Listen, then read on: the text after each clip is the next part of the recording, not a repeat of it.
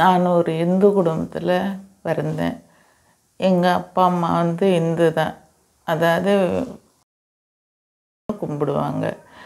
ஆனால் எங்கள் அப்பா மேஸ்திரி, அதாவது கட்டட வேலை செய்வார்.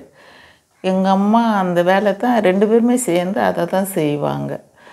அம்மா பேர் வந்து முத்தம்மா. எல்லாரும் அப்பாவும் தான் கூப்பிடுவாங்க. மேஸ்திரின்றதுனால அப்பாவும் மேஸ்திரி அப்படின்னு சொல்லிட்டு பேர் வரும். ஆனாலும் அப்பா வந்து ஒரு மந்திரவாதி. பேய் ஓட்டுவார், எல்லா வேலையும் செய்வார். சூனியம் எடுப்பார், சூனியம் வைக்க மாட்டார், அடுத்தவங்களுக்கு சூனியம்லாம் எடுப்பார். இந்த மாதிரி மந்திரவாதி தான். அந்த வைத்தியத்துக்கும் அவர் போவார், அந்த வேலைக்கும் போவார். இப்படியாக தான் இருந்தது. அப்புறம் நாங்கள் பிறந்தோம். நான் பிறந்து என் பேர் வந்து அப்பா அம்மா வச்சது அன்னபூர்ணி. என் கூட தம்பி ஒருத்தன், அவனுக்கு வெங்கடேசன் பேர் வச்சாங்க. இப்படியா. ஆனால் எனக்கு எந்த கஷ்டமும் இல்லை. அப்பா அம்மா நல்ல முறையில் தான் எங்களை வளர்த்தாங்க. சொந்தக்காரங்க நிறையா இருக்காங்க. ஆனாலும் எங்கள் ஊர், நாங்கள் போயிருந்த ஊர் வந்து வேலூர்.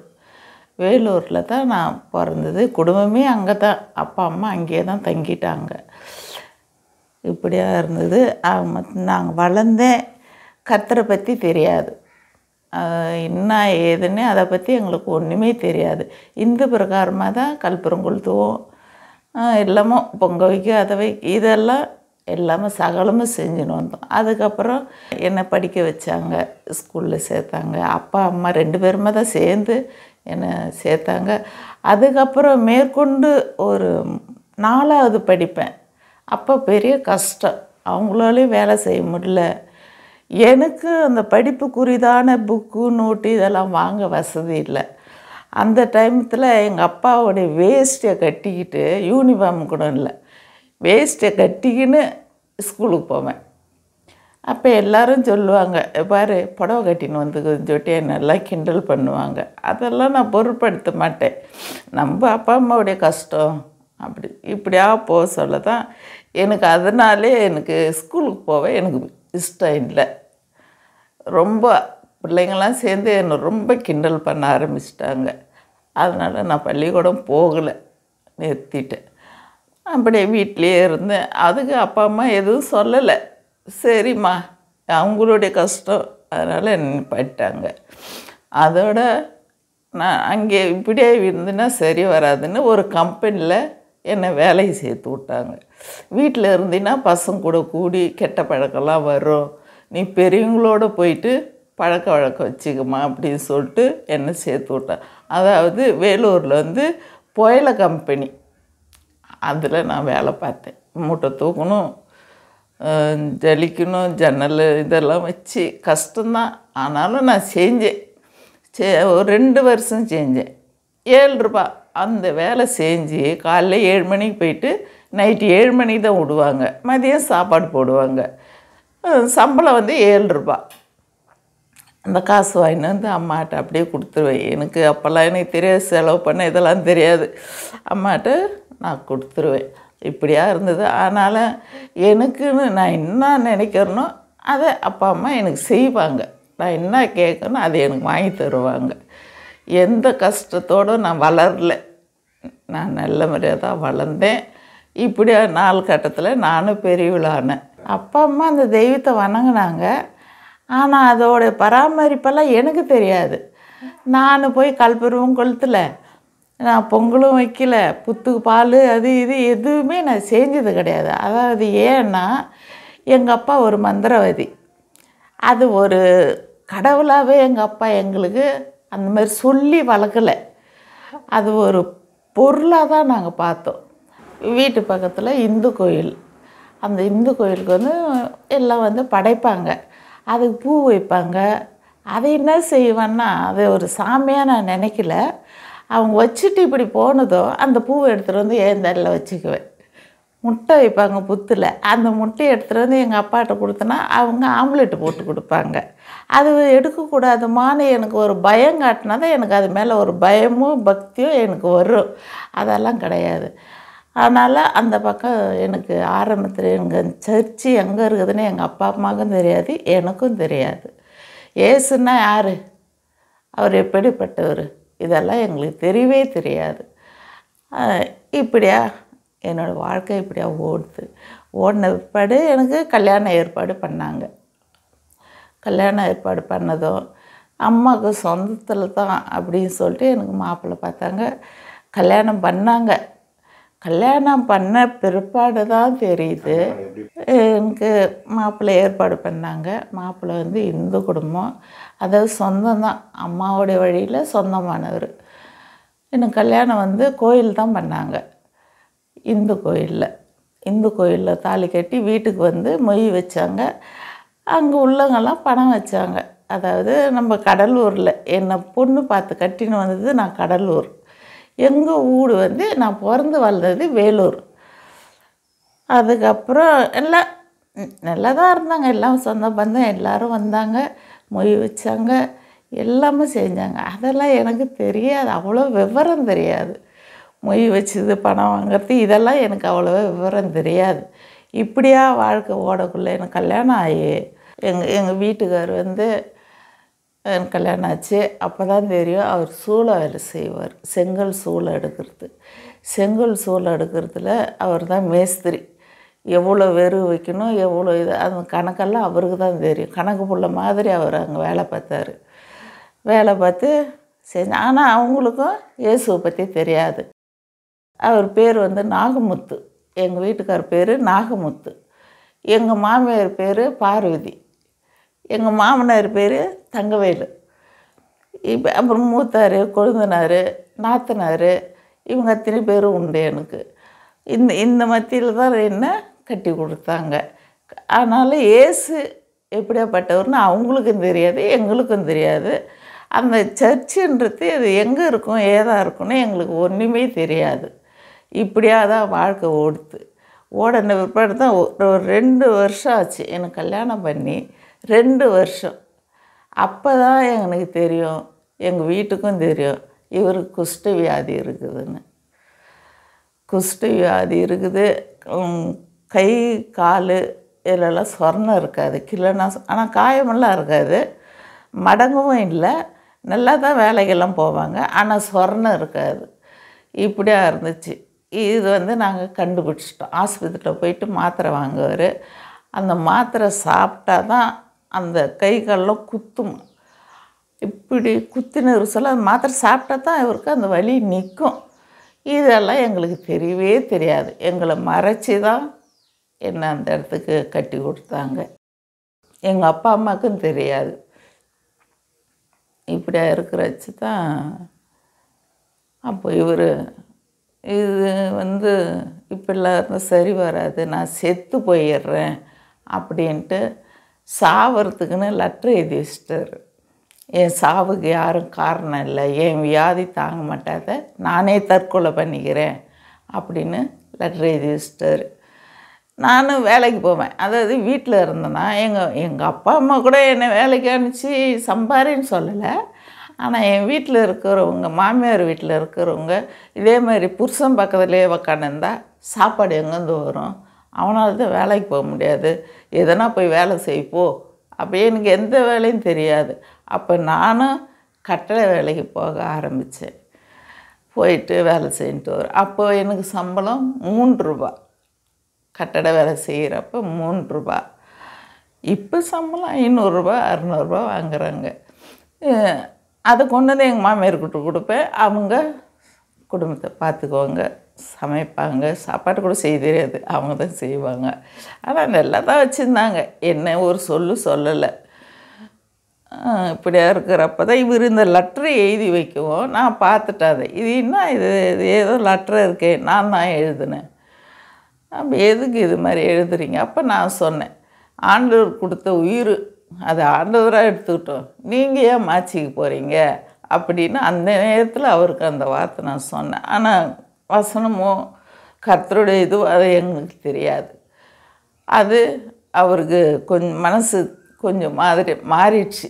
அதுக்கப்புறம் அந்த எந்த தப்பான காரியம் செய்யலை. அவர் குடிக்க மாட்டார், சிகரெட்டு அது எந்த பழக்கமும் கிடையாது. டீ கடையில் கூட நின்று டீ குடிக்க மாட்டார், வீட்டில் பால் வந்து டீ போட்டால் தான் சாப்பிடுவார். அது எந்த கெட்ட பழக்கமும் கிடையாது அவருக்கு. இப்படியா இருக்கிறப்ப நான் கட்டின கடலூரில் எங்கள் வீட்டுக்கு ஒரு 2 தெருவு தாண்டி சர்ச் இருக்குது. அதுங்க நாங்கள் போனது கிடையாது, போனதும் கிடையாது. அது என்ன ஏதுன்னே தெரியாது. ஞாயிற்றுக்கிழமைனாக்கா ட்ரம் சத்து கேட்கும், பாட்டெல்லாம் பாடுவாங்க, என்னவோ யாரோ அப்படின்னு சொல்லிட்டு நாங்கள் இருப்போம். இந்த கட்டத்தில் தான் 2 வருஷம் முடிவுக்கு, அதாவது 3ஆவது வருஷம் பிறந்துடுச்சு கல்யாணம் பண்ணி. இவருக்கு அதான் சொர்ணம் இல்லாத கால். இதில் எங்களுக்கு நிலம் இருக்குது. அந்த நிலத்தில் போயிட்டு இவர் வரப்பு வெட்டி போடுறப்ப முள் குத்திடுச்சு. அந்த முள் குத்தின இடம் அவருக்கு தான் சொர்ணம் இல்லைல்ல, முள் அதிலே உடச்சிக்கிட்டு இதில் ஜலம் வச்சிடுச்சு. அதை நான் தான், இது என்ன கால் இவ்வளோ வீக்கமாக இருக்குது தெரியலமான்னார். நான் தான் ஊக்கால குத்தி எடுத்தேன். அது என்னன்னாக்கா, அது உள்ளே அப்படியே உள்ளே அந்த நம்ம விரல் இருக்குல்ல, அந்த விரலோட நரம்பு எலும்பு அதில் தெரியும். அந்த அளவுக்கு துவாரம் உள்ளே போட்டுடுச்சு. போட்ட பிற்பாடு நடக்க முடியாது, வேலைக்கு போக முடியாது, இப்படியா இருந்தது. இதுக்கு நான் தான் மருந்து வச்சு கட்டிட்டு வேலைக்கு ஓடுவேன். வேலைக்கு போயிட்டு அதுக்கப்புறம் அதுக்கு மருந்து வைக்கணும், கட்டணும், வாடை அடிக்கும். அதுக்கெல்லாம் எனக்கு தெரியல வாடை அடிக்குது. எனக்கு கல்யாணம் பண்ணது 13 வயசு எனக்கு கல்யாணம். அதனால எனக்கு இதை பற்றி எனக்கு எந்த விவரமே தெரியாமையே இருந்துச்சு. ஆனால் அதுக்கப்புறம் இப்படி ஆயிருக்கு சொல்ல தான் என்ன முடிவே ஆஸ்பத்திரிக்கு இட்டுன்னு போவேன். இட்டுன்னு போனோம்னா இந்த கால் இது போல் ஆயிடுச்சுங்க, அது ஒன்றும் செய்ய முடியாதுன்னு சொல்லிட்டு மருந்து தான் கொடுப்பாங்க.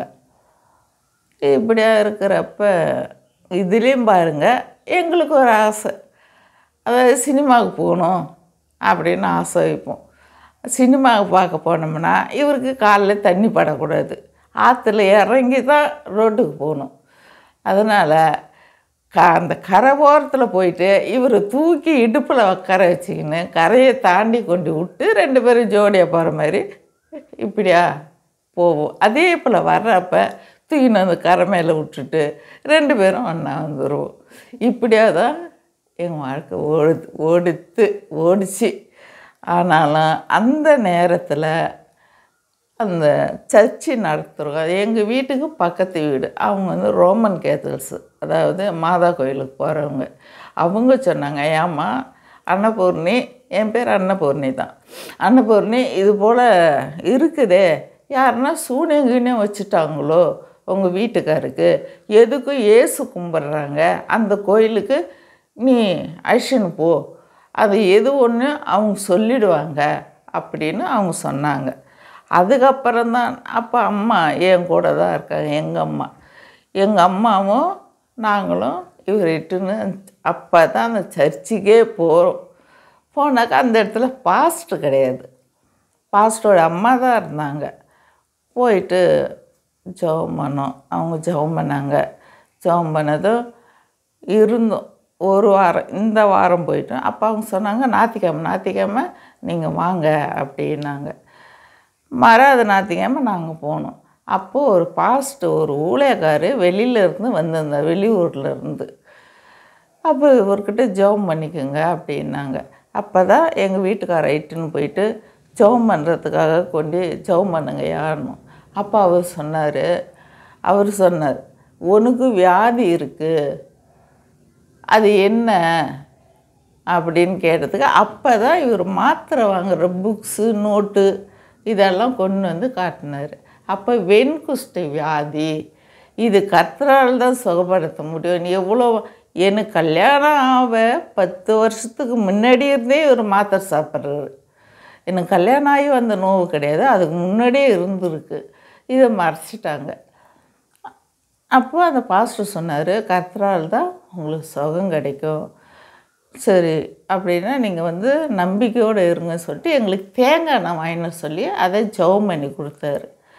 இதை நீ மருந்தாக நினச்சி ஸ்தோத்திரம்னு சொல்லி அந்த துவாரத்தில் வைங்க, கர்த்தர் உங்களுக்கு சுகம் கொடுப்பாருன்னாரு.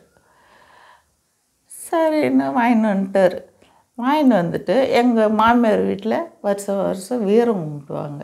அதுக்கு பொங்கல் பம்பு உடுக்கெல்லாம் வச்சு இட்டுன்னு போவாங்க. அப்போ எங்கள் வீட்டுக்காருக்கு பார்த்துட்டு சாமி ஆடி அவங்க சொன்னாங்க, ஒரு சிலை பண்ணி வை, கோயிலில் சிலை பண்ணி வச்சின்னா உனக்கு சுகம் கிடைக்கும் அப்படின்னு அவங்க சொன்னாங்க. அந்த சாமி என்ன சொல்லுதுன்னா, தூங்கி ஏந்து ஏன் பூ மரத்து காலில் வந்து விழு, அப்போ உனக்கு சுகம் கிடைக்குன்னாங்க. இவர் எங்கள் வீட்டுக்காரர் தூங்கி ஏந்து இவன் காலில் போய் அவன் தம்பி மேலே தான் வந்து சாமி ஆடும், இவன் காலில் போய் நான் விழணுமா, அதெல்லாம் முடியாது அப்படின்னு இவர் போகவும் இல்லை, அதை விட்டுட்டார். அந்த பேச்சே நம்மளுக்கு வேணாம் அப்படின்னு சொல்லிட்டு விட்டுட்டார். அதுக்கப்புறம் நாங்கள் ஜெபம் பண்ண அடுத்த வாரம் போனோம். போன உடனே அந்த பாஸ்டர் தான் மறுபடியும் அங்கே தான் ஒரு வாரம் அவர் வந்து தங்கினார் போல இருக்குது. அவர் தான் என்ன சொன்னார், நீ கர்த்தரை நம்பு அப்படின்னு சொன்னார். எங்கள் வீட்டுக்காரர் சொற்பனத்தில் ஒரு வார்த்தை வந்துச்சுன்னு அவர் சொன்னார். அதாவது நீ விசுவாசித்தால் தேவனுடைய மகிமையை காண்பாய் அப்படி.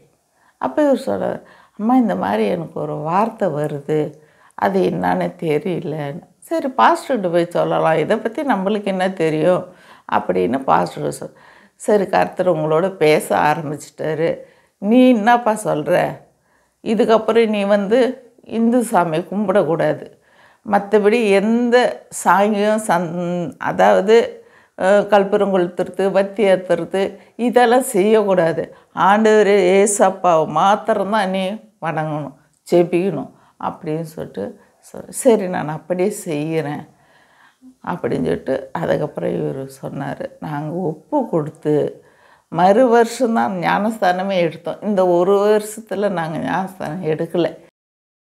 இப்படியா ஓடின்னு இருக்குது வாழ்க்கை, இப்படி தான் ஓடுது. ஆனால் நான் தான் வேலைக்கு போவேன், நான் தான் சம்பாதிப்பேன், இப்படியா இருந்துச்சு.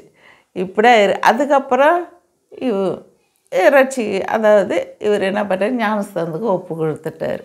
ஞானஸ்தானத்துக்கு ஒப்பு கொடுத்து ஞானஸ்தானமும் எடுத்துட்டார். ஆனால் நான் எடுக்கலை, அவர் வரைக்கும் தான் எடுத்தார். எடுத்து பழைய பேர் அவருக்கு இந்துல வச்சது நாகமுத்து. ஞானஸ்தானம் எடுத்த பிற்பாடு நாகமான் அந்த பேர் எங்கள் வீட்டுக்காருக்கு வச்சாங்க. இப்படியா இருக்கிறப்ப எனக்கு இன்னும் இடையில என்ன ஆச்சுன்னா, எனக்கு குழந்த கிடையாது. அதாவது கல்யாணம் பண்ணி 80 கல்யாணம், 80வது வருஷம் எனக்கு கல்யாணம், 1979 80 எனக்கு கல்யாணம். அப்போ 80 கல்யாணம்னா 83 வருஷம் எனக்கு குழந்தை இல்லை.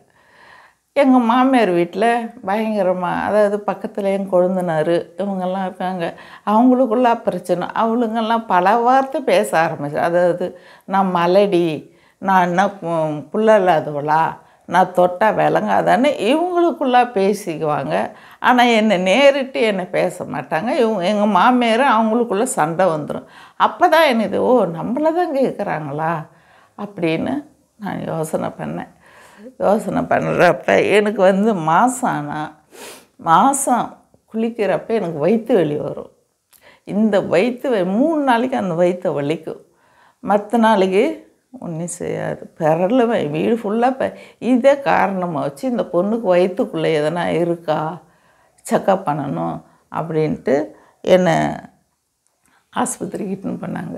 இட்டுன்னு போயிட்டு இந்த பிள்ளைக்கு குழந்த இருக்குமா, இல்லை உடம்புல ஏதாவது ப்ராப்ளமா அப்படின்னு. இந்த பொண்ணுக்கு ஒன்றுமே இல்லை, அந்த பொண்ணுக்கு குழந்தைக்கு உண்டான எல்லா வாய்ப்பும் இருக்குது.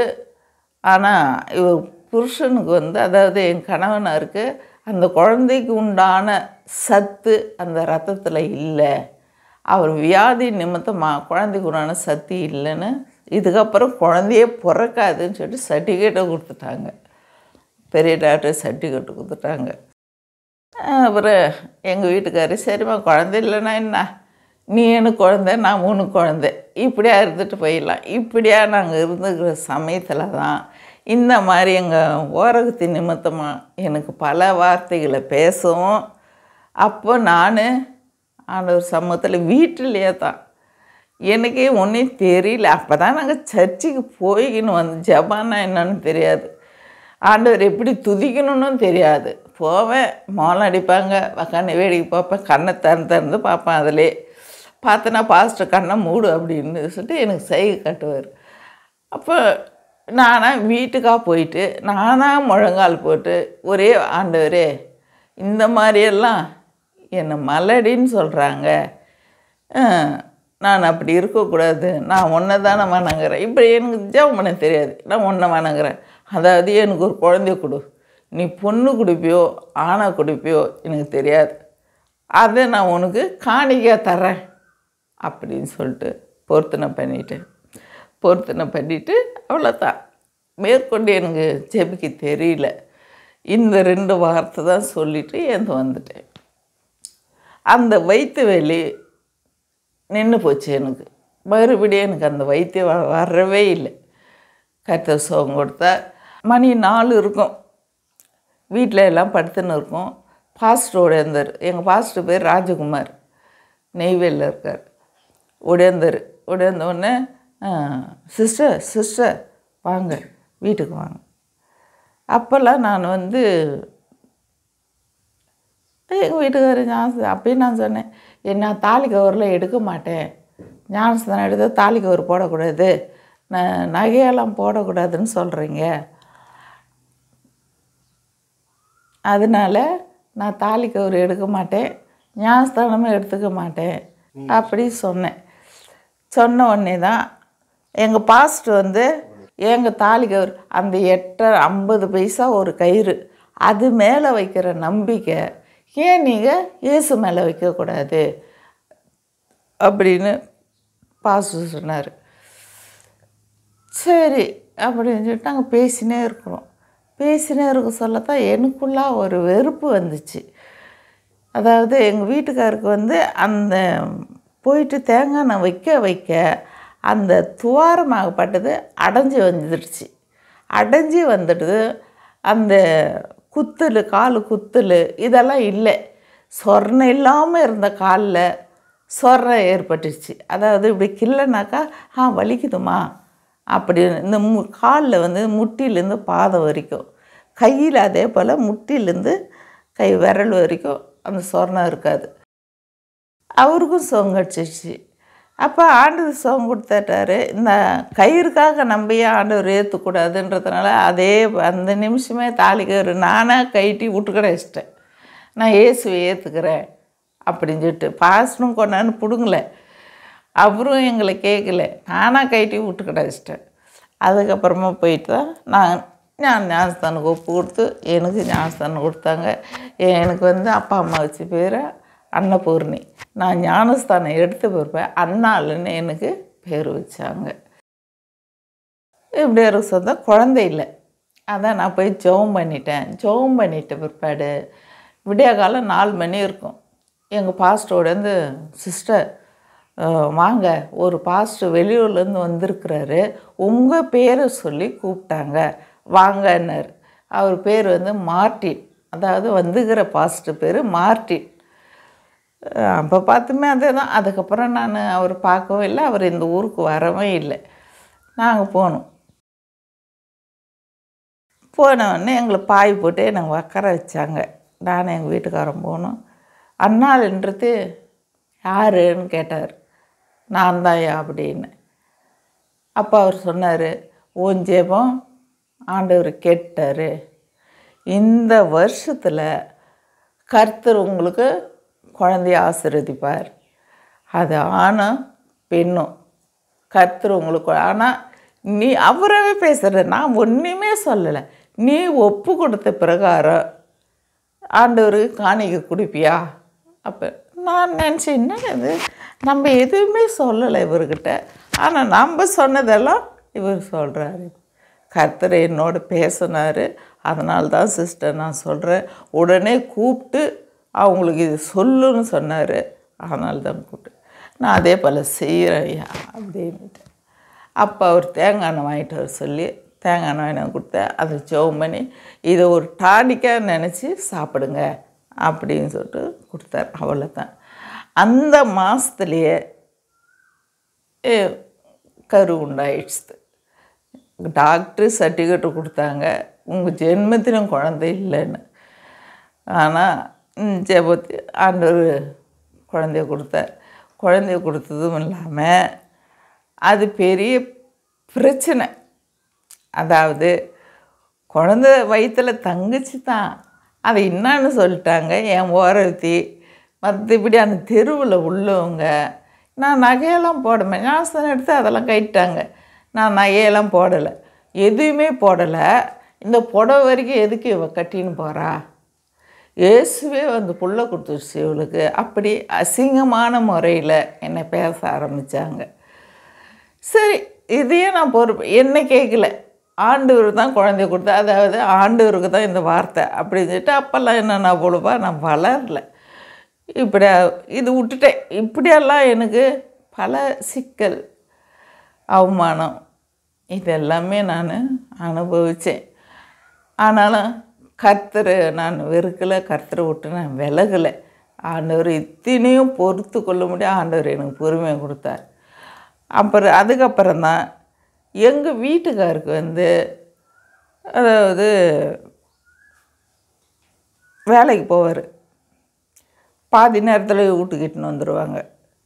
ஏன்னாக்கா இவரால் வேலை செய்ய முடியல அப்படின்னு சொல்லிட்டு வீட்டில் கொண்டாந்து விட்டுருவாங்க.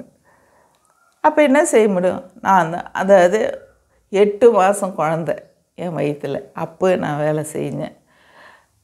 கல் தூக்குவேன், மூட்டை தூக்குவேன், கட்டிட வேலை தானே, மண் வாரணும், இத்தனையும் செய்யணும். நான் செஞ்சு அந்த காசு எடுத்து கொடுக்குறப்ப எங்கள் வீட்டில் எங்கள் மாமியார் இருப்பாங்க தான், அவங்க வயசானவங்க, மாமனார் வயசானவர். அதுக்கப்புறம் சாப்பாடு செய்யக்கொள்ள அதை வச்சு செய்வாங்க. பக்கத்தில் தான் அவரோட தம்பி. ஆனால் என்ன ஏதுன்னு அவங்களாம் கண்டுக்கவே மாட்டாங்க, சாப்பாடும் கொடுக்க மாட்டாங்க, அவங்க அம்மாக்கே சாப்பாடு கொடுக்க மாட்டாங்க. இத்தனையும் நான் செய்வேன், நான் தான் வேலைக்கு போவேன். எல்லா கஷ்டம். ஆனால் நான் நல்ல மாதிரி சொகுசாக வாழ்ந்தது நான் சின்ன பிள்ளையிலையும் ஆகட்டும். நம்மளோட வாழ்க்கை இப்படி தான், நம்மளுக்கு சுகபோகமாக இருக்கணும், நம்ம வசதி வாய்ப்பாக வாழ்க்கை கிடைக்கணும்னு நான் நினச்சதும் கிடையாது. எனக்கு அந்த ஆசையும் இல்லை. எப்படியோ அப்படின்ற முறையில் என் வாழ்க்கை ஆண்டவர் நடத்தி வந்தார் இருந்தது. அதுக்கப்புறம் தான் குழந்தை வந்து வயிற்றில் தங்கி பிறக்கக்கூடிய கட்டத்தில் ஆஸ்பத்திரிக்கு தான் போகணும். இது பிரசவம், அதாவது குறுக்க வந்து குழந்தை இருக்குது, ஆப்ரேஷன் பண்ணி தான் எடுக்கணும் அப்படின்ட்டாங்க. அப்போ ஞாயிற்றுக்கிழமை அன்றைக்கி எங்கள் வீட்டுக்காரர் சர்ச்சுக்கு போயிட்டார். சர்ச்சுக்கு போயிட்டு 12 மணி போல் வந்தார். வந்த உடனே தான், ஆனால் எங்கள் அம்மா ரொம்ப வைராக்கியம் உள்ளவங்க கர்த்தர் இதில். அவங்கெல்லாம் யாருமே ஞானஸ்தானம் எடுத்துக்கல.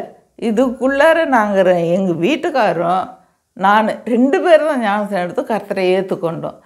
இதுக்கப்புறம்தான் எங்கள் அப்பா ஒரு சபதம் போட்டார்.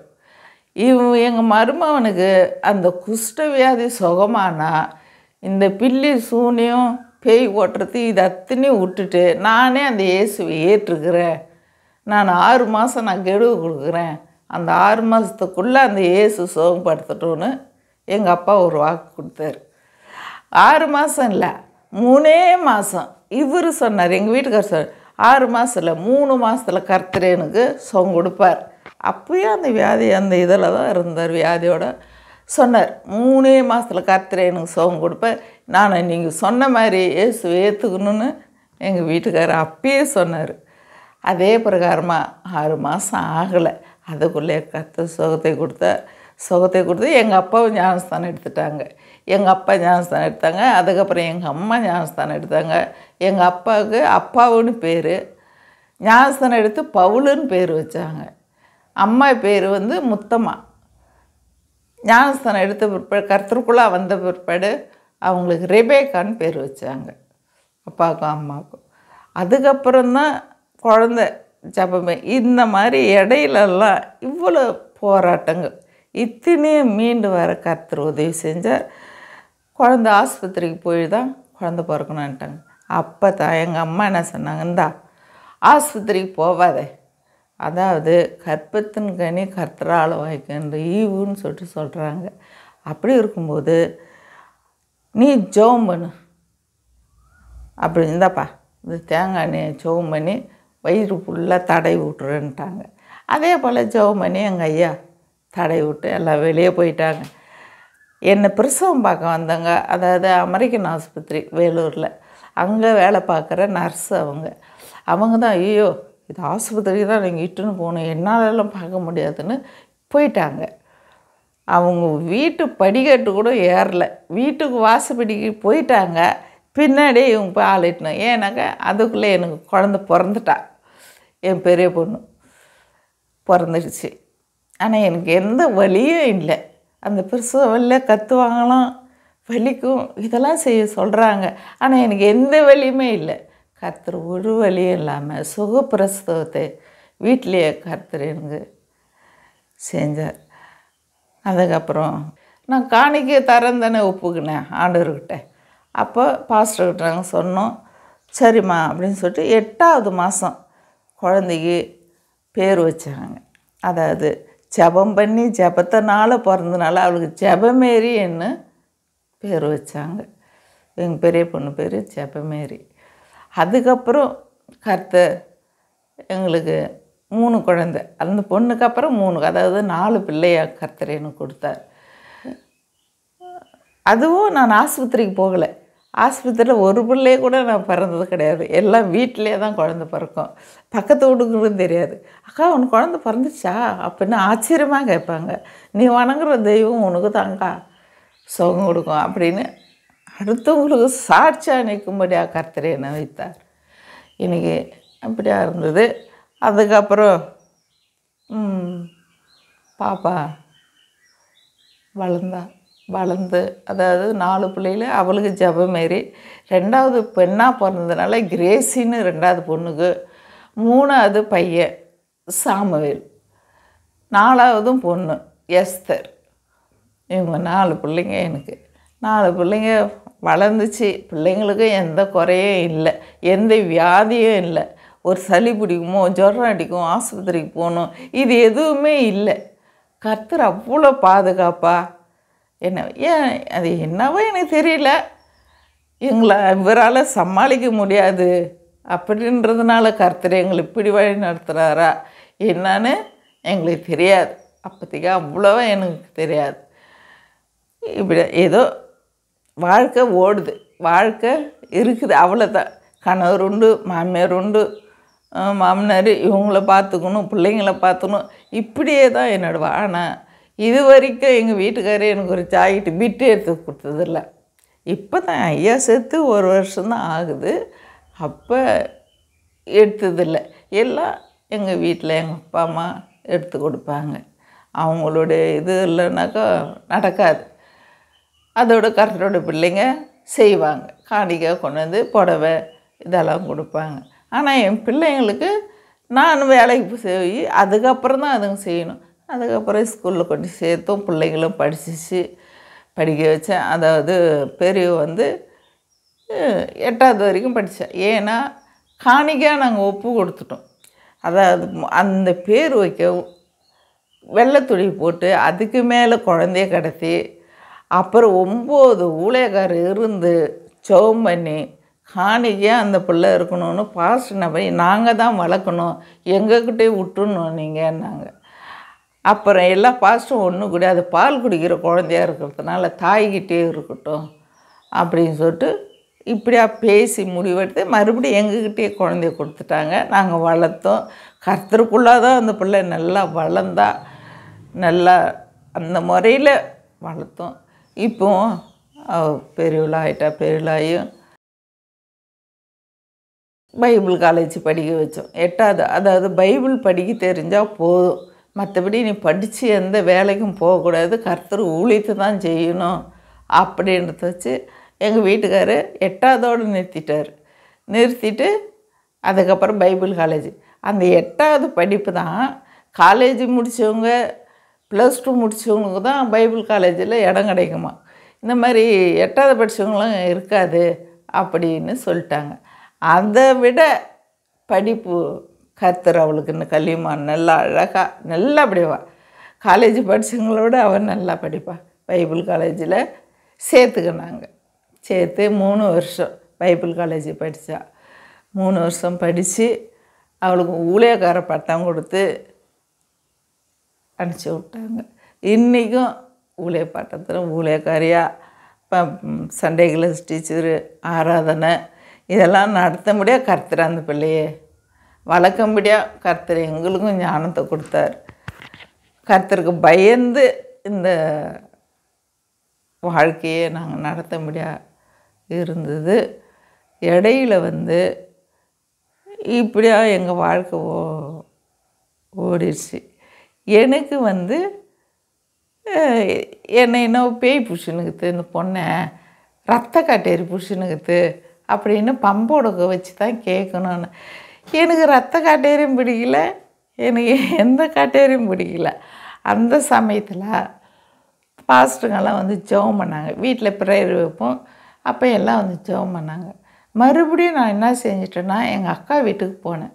எங்கள் அக்கா, என்னம்மா இந்த வயசில் நீ நகையும் போடாத ஒன்றையும் போடாத முண்டசி மாதிரி இருக்க அப்படின்னு போய் ₹1 கொடுத்து மஞ்சள் கயிறு வாங்கிட்டு வந்து என் கழுத்தில் போட்டான். யாருன்னா வெளியில் போகிறவங்க உன்னை பார்த்தாக்கா எதுனா அசிங்கமாக பேசுவாங்க அப்படின்னு போட்டேன். நானும் சரின்னு மஞ்சள் கயிறு வாங்கி கழுத்தில் போட்டுன்னு வந்துட்டு அதாவது ஆற்று சைடில் இவங்களுக்குன்னு ஒரு நிலம் இருக்குது. அதில் வெறுகு வேணுமே வச்சுட்டு முள் வெட்ட நானும் எங்கள் வீட்டுக்காரரும் போயிட்டோம். அந்த சமயத்தில் எங்கள் பாஸ்டர் வந்தார், வீட்டுக்கு வந்துக்கிறாரு. அப்போ ஆள் சொல்லிச்சு, இந்த மாதிரி பாஸ்டர் வீட்டுக்கு வந்துக்கிறாரு வாங்கக்கா அப்படின்னு. என்னடா இது, நம்ம வர மஞ்சள் கயிறு போட்டுனுக்குறோமே, இதை பார்த்தாக்கா பாஸ்டர் என்ன சொல்லுவாரன்ட்டு அதை எடுத்து சட்டைக்குள்ளே நல்லா உள்ளே விட்டு மறைச்சி, ஆனால் நான் கைட்டில் மறைச்சிக்கின்னு அப்படியே முக்காடு போடுற மாதிரி பாஸ்டர்கிட்ட வந்துட்டோம். 2 பேர் உக்காந்து வந்தோம். உக்காந்து பாஸ்டர் பேசினார். என்னம்மா எப்படி இருக்கிறீங்க, ஏதாகிறீங்க? என்ன சிஸ்டர் சாப்பாடுலாம் இருக்குது பாஸ்டர், எல்லோரும் நல்லா தான் இருக்கிறோம். இதே தான் சொன்னேனே தவிர இதை நான் முக்காடு இதை எடுக்கவே இல்லை. இதை எடுத்தனாக்கா எங்கடா அந்த கயிறு விழுந்துருமோ பாஸ்டர் பார்த்துருவார். அவர் கரெக்டாக அப்படியே உக்காந்து, ஏன் பாஸ்டர் எவ்வளோ நேரம், ஒரு மணி நேரத்துக்கு அவர் மாதிரி உக்காரவே மாட்டார். பேசினேன். ஏன் சரிப்பா, சரி சிஸ்டர் நான் கிளம்புறேன், சரி அதை கொடுங்க அப்படின்னாரு. என்ன பாஸ்டர் கேட்குறீங்க அப்படின்னு, கழுத்தில் இருக்குது அதை கொடுங்க அப்படின்ட்டு. ஐயோ என்ன பாஸ்டர் என்கிட்ட ஒன்றுமே, எடுங்க சிஸ்டர், இது எனக்கு சாட்சி, இதை நான் எங்கேயும் போட மாட்டேன், என் பீரோவில் தான் வைப்பேன், இது கடைசி வரைக்கும் இது உங்களோட சாட்சி, அதை எடுங்க அப்படி. சரி, இதுக்கப்புறம் நம்ம மறைச்சி எந்த வாய்ப்பும் கிடையாது அப்படின்ட்டு கயிறு எடுத்து கொடுத்துட்டேன். நான் மறுபடியும் ஒருத்தர் தாலி கட்டினாரா அப்படின்னு, அதெல்லாம் இல்லை பாஸ்டர், நான் ஊருக்கு போனேன், எங்கள் அக்கா தான் இந்த மாதிரி இருக்கிறியம்மா ஒரு கயிறுனாச்சும் போடுன்னு வாங்கி மாட்டி விட்டுட்டா அப்படின்னு.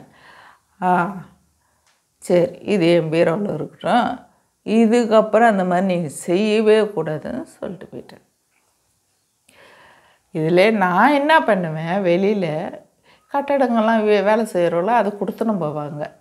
அப்போ இந்த மாதிரி ஒன்றுமே போடாத முடிச்சா வரையாமா அப்படின்னு சொல்லிட்டு அவளுங்க போட்டுன்னு இருக்கிற மூக்குத்தி கம்பல் நகை இதெல்லாம் கட்டி எனக்கு போட்டுருவாங்க. போட்டு என்னை இட்டுன்னு போவாங்க, பொட்டு வச்சு பூ வச்சு என்னை இட்டுன்னு போவேன். போயிட்டு ஆனால் வீட்டுக்கு வரப்போ அதெல்லாம் கட்டிடுவேன், ஏன்னா எங்கள் வீட்டுக்காரர் பார்த்துருவார. அப்படி மறைச்சி அதை போட்டுன்னு போனேன். இப்படியா இருந்துச்சு. அப்போ சகோதரி மீட்டிங் சொல்லிட்டு கூட்டமாக கூடி சகோதரிங்களாக ஜெபம் பண்ணாங்க. பாஸ்டர் அம்மா இன்னும் 4 பேர் ஜெபிச்சாங்க. அந்த நேரத்தில் பாஸ்டர் அம்மா மூலயமா ஆண்டவர் பேசினார். உலக பிரம்மாண்டமான அலங்கரிப்பு உனக்கு இருந்தால் மறைந்து போன வியாதி தொடரும் அப்படின்னு சொல்கிறாங்க. ஐயோ, அப்போ நான் யோசனை, நம்ம இந்த மாதிரி செஞ்சதுனால தான் இப்படி ஆண்டவர் சொல்கிறாரோ, ஐயோ இதுக்கப்புறம் இதெல்லாம் நம்ம தொடவே கூடாது அப்படின்னு சொல்லிட்டு அந்த நேரத்தில் எனக்கு வெறுப்பு உண்டாச்சு. அதுலேருந்து இது வரைக்கும் நாங்கள் நகை போடல, என் பிள்ளைங்களுக்கும் நகை போட்டது கிடையாது. இன்னும் பெரியவங்களுக்கு காதே குத்தலை, இவங்களுக்கெல்லாம் காதே குத்தலை, நகை போடக்கூடாது. அதனால் இப்படியா சொல்லி எங்கள் ஐயா நகைனால தூக்கி விட்டு குப்பையில் போடு, மண் அது அப்படின்னுவார். இப்படியா இருந்தது, இப்படியா தான் வாழ்க்கை ஓடுது. அதுக்கப்புறம்தான்.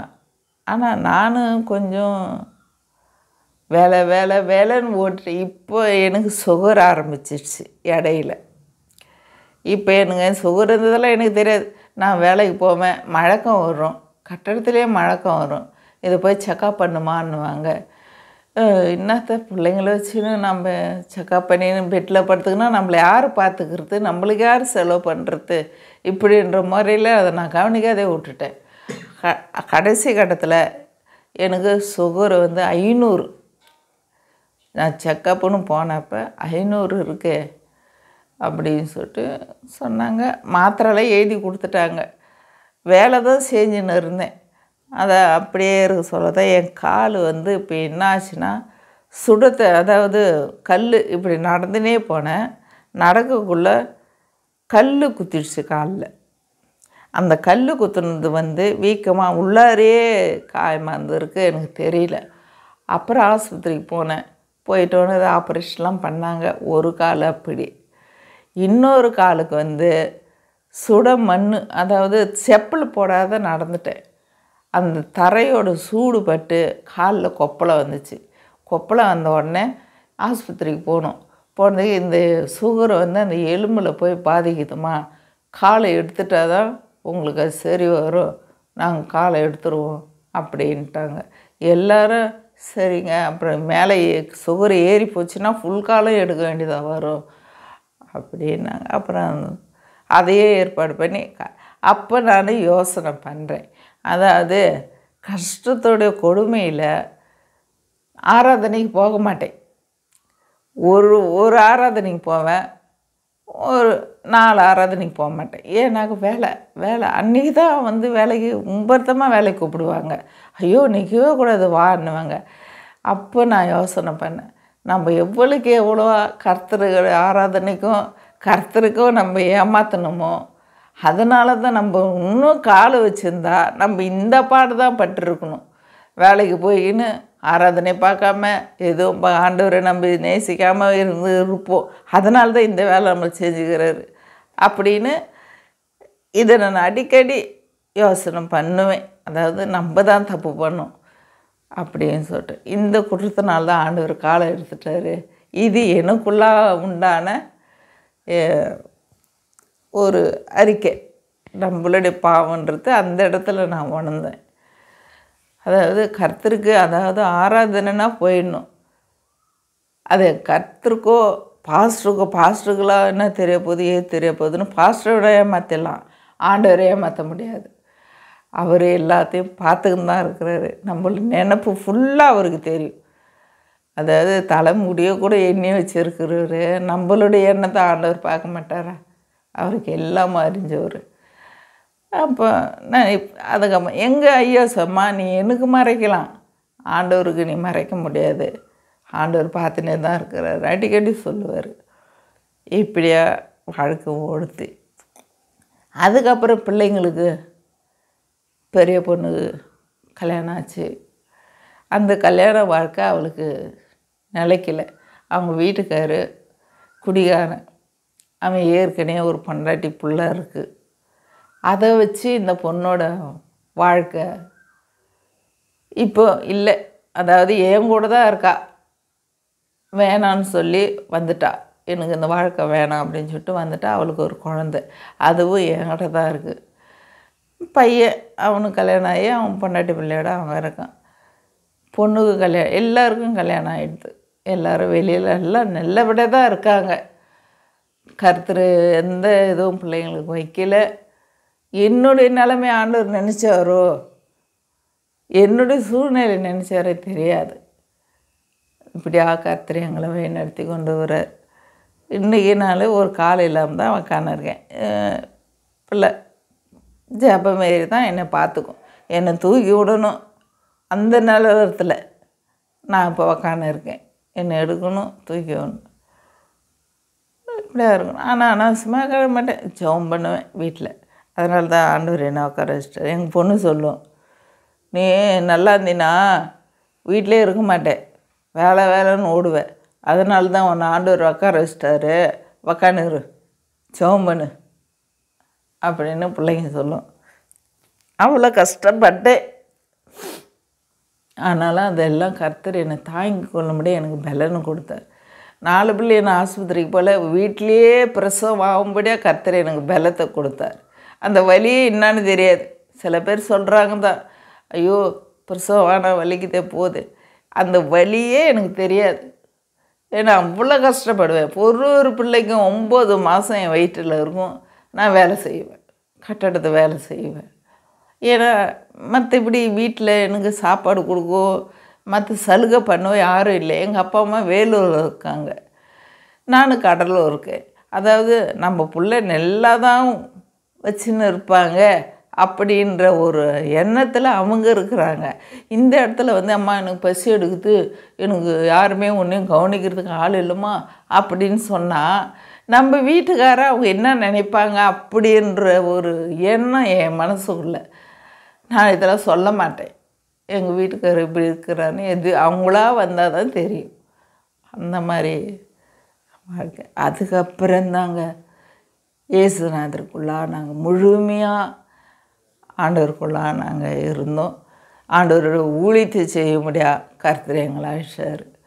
அவருக்காக ஊழியத்தை பண்ணோம். இடையில எங்கள் ஐயாவுக்கு இந்த சளி ப்ராப்ளம் அதுக்கு ஹாஸ்பிட்டலுக்கு இட்டுன்னு போனோம். அப்புறம் வீட்டுக்கு வந்தால் நல்லா தான் இருந்தார். திடீர்னு கர்த்தரை எடுத்துக்கினார். அதாவது எனக்கு இருக்கிற நிலைமையில் நான் எதுக்காக இப்போதைக்கு நான் ஏன் இந்த சாட்சி சொல்கிறேன்னா, ஒரு பிசாசு மத்தியில் வாழக்கூடியதான என்னோட அப்பா, இந்த மத்தியில் எல்லா அனுபவம் உண்டு. பயங்கர குடிகாரர். இப்படியா நான் வளர்ந்தேன். இந்த மத்தியில் தான் நான் எங்கள் அப்பா இருந்தார். இதில் இருந்து அதுக்கப்புறம் எனக்கு கல்யாணம் பண்ணாங்க. கல்யாணம் பண்ணத்தில் வீரனை கும்பிடுவாங்க, பொங்கலெல்லாம் வைப்பாங்க, இந்த பிறகுமான காரியம் எல்லாமே நடக்கும். இதுலேயும் நான் விலகி தான் காணப்பட்டேன். இதிலெல்லாம் போயிட்டு நான் கலந்துக்கிறதும் கிடையாது. ஏன்னா கர்த்தருக்குள்ளாக நான் இருக்கிறேன். அதனால் நான் சொல்கிறது என்னன்னா, எங்கள் அப்பா அம்மா இந்து தான், பயங்கரமானவங்க தான். அந்த வாழ்க்கையை நான் வாழ்ந்துருந்தா இந்த நிலைமைக்கு ஆண்டவர் என்னை தெரிஞ்சுக்கணும், நான் ஆண்டவர் பிள்ளையாக இருந்திருக்க முடியாது. எல்லா ஆசீர்வாதத்தையும் கர்த்தர் எனக்கு கொடுத்தார். இடையில என்ன பண்ணிட்டேன்னா, மீண்டுமா அந்த உலக பிரமாண்டமான அலங்கரிப்பு, அதாவது கம்பளி போட, மூகுத்தி போட, தாலி கயிறு போயிட்டேன். தாலி கயிறு போட இத்தனைக்கும் நான் இணையிட்டேன், அதாவது கீழ்ப்படிஞ்சிட்டேன். அப்போ அந்த தாலி கயிறு தூக்கி போட முடியா கர்த்தர் உலகர் மூலம் பேசினார். அதாவது உலக பிரமாண்டமான அலங்கரிப்பு உனக்கு வேணான்னு கர்த்தர் பேசினார். அதாவது கலப்பியை முன் வைத்து பின்னோக்கி பாராதேன்னு ஆண்டவர் சொல்கிறாரு. அப்போ நான் ஆண்டவரை முன்ன வச்சேன்னு பின்னோக்கி பார்த்ததுனால தான் இன்றைக்கு நான் அதை தான் நான் நினைப்பேன். நம்ம செஞ்ச பாவம், நம்ம பின்வாங்கியிருந்தனால தான் நம்மளுக்கு இந்த கால் போச்சு அப்படின்னு நான் இன்றைக்கும் நான் அதை தான் நான் உணர்வேன். ஏன்னாக்கா ஆராதனைக்கு போக மாட்டேன், வேலைன்னு ஓடிடுவேன், பின்வாங்கி போனேன். அதுக்கு எதனா ஒரு காரணம் சொல்லிவிடுவேன். இப்படியா நான் எவ்வளோக்கு எவ்வளவா ஆண்டவருக்கு பிரியமில்லாம். ஆனால் நல்லா தான் என் கணவன் சோத்து கொடுத்த, எனக்கு பிள்ளைய கொடுத்த, என் வாழ்க்கை நல்லா இருந்துச்சு. இதை நான் நினச்சி பார்க்கல. மீண்டுமா அந்த காரியத்தில் ஈடுபடத்தான் இப்போ நான் ஆனால் காலே இல்லாத போனாலும் சரி தான், இப்போ கர்த்தருக்குள்ளே நான் வைராக்கியமாக இருக்கேன். என்னை போல் நீங்களும் கர்த்தரை ஏற்றுக்கொண்டு மறுபடியும் அந்த சிற்றின்ப கவர்ச்சி நிமித்தமாக கீழ்ப்படியாமல் மற்ற ஆசைகள் எதுவும் இல்லாமல் கர்த்தரை பிடிச்சு கொள்ளுங்க. பிடித்து கொண்டு அதாவது 4 பிள்ளையுமே நான் ஆஸ்பத்திரிக்கு போல சுகப்பிரசவம், அதே போல் உங்களுக்கும் கர்த்தர் செய்வார். கர்த்தரை பிடித்து கொள்ளுங்க. மீண்டுமா விற்கிறத தூக்கி போடுங்க, அதெல்லாம் பிரயோஜனமே இல்லை. நான் அனுபவிச்சிட்டேன். நான் அனுபவித்த சாட்சியை தான் உங்களுக்கு நான் சொல்கிறேன். இதில் பொய்யே கிடையாது, எல்லாமே உண்மை. இதில் நான் ஒன்று கூட்டியோ குறைச்சியோ சொல்லவும் முடியாது. என்னுடைய வாழ்க்கை தான், என்னுடைய வாழ்க்கையை நானும் தான் சொல்கிறேன். எனக்கு இதில் மறைச்சி பேசவும் எனக்கு தெரியாது. பேசக்குள்ளே பார்த்தீங்களா, தெத்தி பேசுகிறேன் பார்த்தீங்களா, அதாவது பொய் பேச தெரியாது. உண்மையாக தான் நான் சொல்கிறேன். அதாவது கர்த்தரை பற்றி கொள்ளுங்க. யார் சொல்லியோ நான் இதை சொன்னவங்க அடுத்தவங்க சொல்கிறதையும் எனக்கு மண்டையில் ஏறாது. நான் நினைக்கிறது தான், நான் பேசுகிறது தான். இன்றைக்கி நான் கர்த்தருக்குள்ளே நல்லா இருக்கேன். ஐயோ நம்மளுக்கு ஒரு கால் போச்சேன்ற பாரம் எனக்கு கிடையாது. கர்த்தர் சமூகத்தில் நான் நல்லா இருக்கேன். அதே போல் நீங்களும் வீணான விற்கிறதுக்கு கீழ்ப்படிஞ்சு போகாமல், பின்வாங்கி போகாமல் ஆண்டவரை முற்றிலுமாக ஏற்றுக்கொள்ளுங்க. உண்மையாக ஆண்டவருக்கு உண்மையாக இருங்க. அதுதான் நான் சொல்ல முடியும். எனக்காக இப்போ மெட்ராஸ் சென்னையிலேருந்து இந்த சாட்சி பகிரும்படியாக அவங்களோட ஊழியத்துக்காகவும் அவங்களோட சேவைக்காக ஜெபிச்சு கொள்ளுங்க. எனக்காகவும் எங்களுடைய குடும்பத்துக்காகவும் என் பிள்ளைங்களுக்காகவும் நாங்கள் செய்கிற ஊழியத்துக்காகவும் எங்களுக்காக ஜெபம் பண்ணி கொள்ளுங்க. கர்த்தருக்கு ஸ்தோத்திரம். ஏசப்பா ஸ்தோத்திரம். ஸ்தோத்திரம் ஆண்டவரே. ஸ்தோத்திரமையா ஏசப்பா. இவ்வளோ நேரம் ஆண்டவரே என்னை பேச முடியாது. கர்த்தர் பலத்தை கொடுத்து கர்த்தருடைய நாமத்துக்கு ஸ்தோத்திரம். இந்த ஊழியத்தின் நிமித்தமாக என் வீடியோ கேமரா நிமித்தமாக சாட்சியை நான் பகிரும்படியாக வந்திருக்கிற பிரதரையும் கர்த்தர் நீர் ஆசீர்வதிப்பீரா. அவங்களோட செய்கிற ஊழியத்தை நீர் ஆசீர்வதி ஆண்டவரே. இந்த சாட்சியை கேட்குற ஒவ்வொரு மக்களுடைய இருதயத்திலும் கர்த்தரை நீ வாசம் பண்ணுவீராக. அவர்களை கர்த்தர் கண்ணு திறக்கும்படியாக ஜெபிக்கிறேன். அவருடைய பாரங்களை எடுத்து போடுவீராக. அந்த குடும்பங்களை ஆசீர்வதிப்பீராக. ஏசப்பா ஸ்தோத்திரம் ஆண்டவரே. என்னை நீர் பாதுகாத்து கொண்டு அதே போல் ஒவ்வொரு குடும்பத்தையும் நீர் பாதுகாத்து கொள்ள ஆண்டவரே. அதுக்காக அவர் மீண்டுமா விக்கிராதனை போகாதபடிக்கு, பிசாசின் கட்டுக்கு அவர் கீழ்ப்படிந்து போகாதபடிக்கு பரிசுத்த ஆவியானவர் தாமே அந்த ஒவ்வொரு குடும்பத்தையும் கர்த்தரை ஆசீர்வதிப்பீராக. பாதுகாத்து கொள்ளுமையா. கர்த்தருடைய நாமத்துக்கு ஸ்தோத்திரம். இயேசுவின் மூலம் பிதாவே, ஆமென். அன்பார்ந்த கிரைஸ்ட் காலிங் டிவி நேயர்களே, மேலும் இது போன்ற உங்களுடைய சாட்சிகளை எங்களுடைய சேனலில் கொடுக்க விருப்பமுள்ளவர்கள் எங்களை தொடர்பு கொள்ளுங்கள். தொடர்புக்கு 7200713563. கர்த்தர் தாமே உங்களை ஆசீர்வதிப்பாராக. ஆமேன்.